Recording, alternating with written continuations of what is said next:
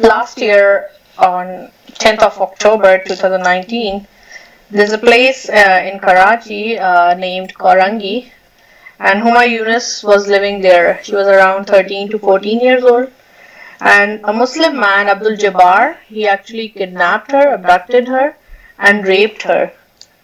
When sadly, when her parents, her father name was Yunus and her mother name was Nagina Masi, went to a police station in Korangi to file a complaint against Abdul Jabbar, and they brought their daughter's birth certificate and baptism certificate as well, and showed them the age of the girl and that she was abducted. There wasn't a positive response from the police because they were not filing her complaint. In Pakistan, when a Christian girl is being raped or abducted, there is no specific law to find it justice. I mean, the government has designed the laws, but the people, they are not helpful. So what happened? And there is beside you follow law in Sindh. Sindh is one of the province of Pakistan, which has feudalism system. They do not obey the country's law, but they have their own bribery systems and their own feudalism system. So what happened is when the parents they actually went to police station, they were discouraged from filing a complaint, and the police they actually told them instead of helping them that you cannot win the case.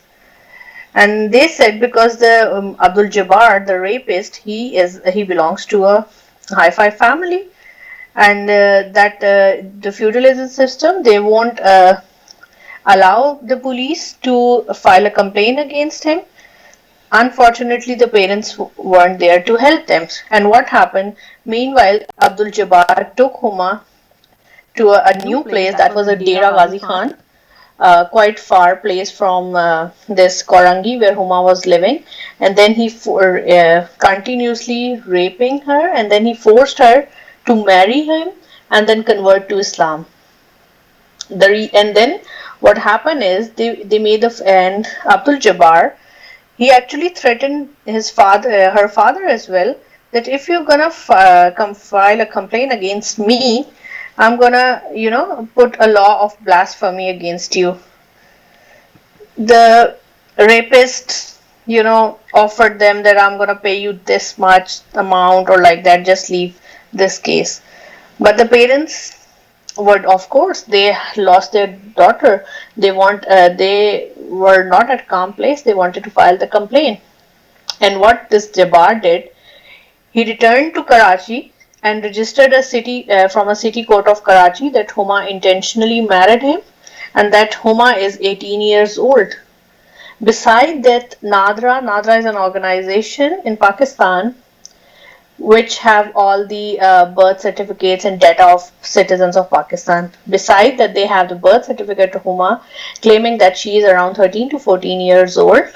The fake document still was issued that Huma is 18 years old, and in Pakistan, if you are an 18 years old girl or boy, you can marry to anyone intentionally. So she was forced to convert to Islam, forced to against her will, she married to him. And then what happened is the kidnapper not only issued that fake document, he was, released on bail as well. Just before he was arrested, he was released on bail. And then to counterattack, I mean, the police, the officials and the police, they were continuously torturing the parents as well. To please, you won't get anything, so just stay away from this case or like that, and they were just pushed back. They were threatened every day, like for the blasphemy and then certain other issues. So fortunately, Huma's parent, I must say, got an angel in last year, and she was a Catholic woman, and her name is Tabassum Lawyer, who dealt with several cases of young girls who actually rape and then they defend themselves, and the Christian girls who she actually fought for justice for them. So Huma's parents, because they received a support from the law, and yes, the one thing, before they received a support from this lady Tabassum, they were signed a fake document because they were illiterate. They could not read or write anything.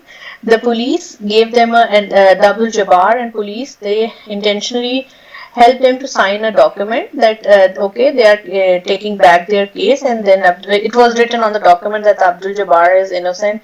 Huma herself left the home and married to Abdul Jabbar, and that she is 18 years old. And this was written on the documents, but they told the parents, because they won't be weren't able to read and write. They said it's the document just states that they are taking their case back, and they'll get their daughter back safely, and that Abdul Jabbar won't do anything or like that. So parents actually sadly signed that document.